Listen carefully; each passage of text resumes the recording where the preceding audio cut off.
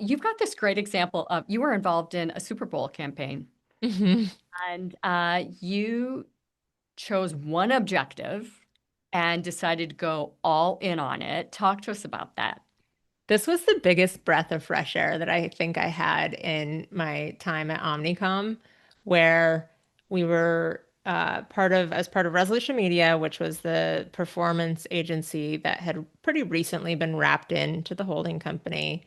And we were starting to work with OMD and PhD as part of their kind of portfolio and plugging into their media planning. And that inevitably led to a lot of overcomplication, um, especially at a time where, and I'm not as plugged into like media planning these days, but social was the obvious answer to a lot of things because it was so much cheaper and so effective versus the other channels. And we were just not willing to accept that as a company in a lot of ways. So when Loctite, so Henkel, which is the parent company of a variety of different like CPG products, Loctite Glue had put together this really wacky, goofy Super Bowl ad. And like Loctite Glue does not normally advertise around the Super Yeah, Bowl. So what they had left for digital amplification of their Super Bowl ad was pretty minuscule compared to the typical Super Bowl guys. So we're like, great, this is like a fun opportunity to try to zig while everybody's zagging. And I sat down with their OMD team and the customer and was like, realistically, you can only do one thing. You can't try to do all the things with this budget. What's your one goal? And they were actually able to succinctly answer that of like just maximum reach. Blast it out to, we want as many views as possible for this video. That's it. right, Great, we can totally do that. Let me show you the math of how much each view will cost you across Meta and Twitter, and then compare that to what happens if you try to run, whatever the usual suspects are for Super Bowl amplification. right, Like, there's an obvious answer here. The question is, are you willing to accept that and go all in? right. And they were. And I Oh was my just gosh, like, don't this you is the love first time that? that had ever happened. Just all the budget into Fun social, and as maximize well. views. Yeah, Yeah, that's yeah. it. And it was great. It was hugely successful for the budget that they had. Um, it performed extremely well. And it got a lot of buzz. Um, Similarly too, so I was actually part of two Super Bowl campaigns that year. The other one was with Nissan, and they had a much bigger budget. There was a lot of car competition, auto competition, and they had bought like a 2 minute spot. It was crazy. They'd put a lot into the Super Bowl that year. And so they were in this mode of like, we have a lot of sunk costs. We need to make sure we keep juicing it. And they Right. were actually like in our war room with us. The Facebook ad platform had crashed. So we could only run on Twitter. So again, flexibility, shifted all that budget to Twitter that day. And we just kept showing them that as we refreshed on Twitter, and we're searching for Nissan, Kia kept showing up. And so I was like, I'm Wow. over budget. Do I have approval to keep going up, up, up? And their objective was to shut out the other competition.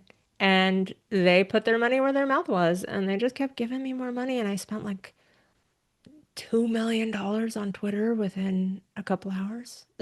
And I mean, talk about a war room. And I've got this visual of both war rooms right now, like Kia and Nissan, right? And you're just like, okay, finally got to the top. But that's Exactly. incredible.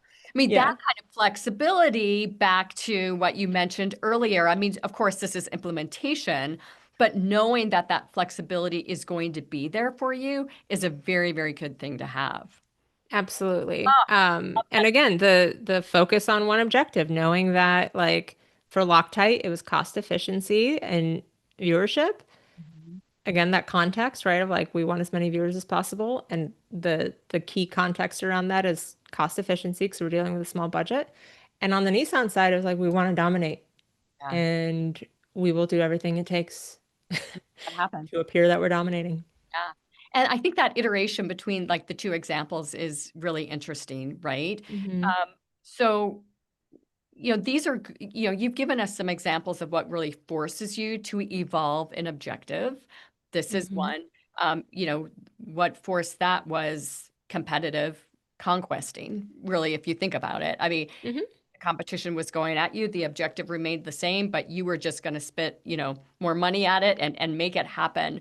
Yep. So, what about when additional outside forces for a small startup or maybe a smaller enterprise company who doesn't have a gazillion dollars to spend? What advice do you have for them on how they can evolve that objective? When an outside force just comes in and crashes what you were doing previously. I think it goes back to that lesson learned from my old boss of be willing to admit that this ain't working. So Yeah. what are we going to do? And being communicative about that, I think is absolutely critical. So and knowing your stuff, right? So being able to articulate to leadership who are not experts in the channels that you're working with and kind of the intricacies of how they work, but being able to boil down like, listen, here's how the landscape is shifting, here's what we see and how we're being impacted by it. Here's our recommendation for how to move forward.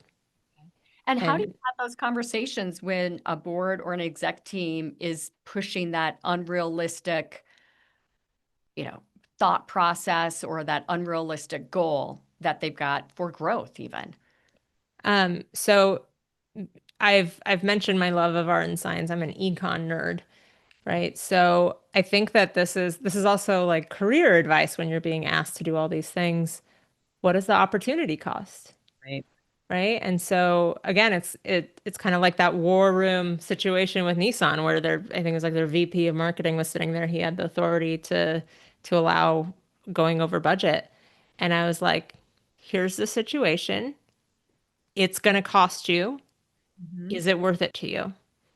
And so be not just saying no, we can't do that, but saying, okay, if you want me to be able to do this, here's what I need. Here's the data to back that up based on historical experience, whatever, our previous testing. Here's what we would need. Are you okay with that? And that might include budget. It might include we need to cut these other things that we're working on because we don't have the resources or bandwidth, and it needs to be all hands on deck.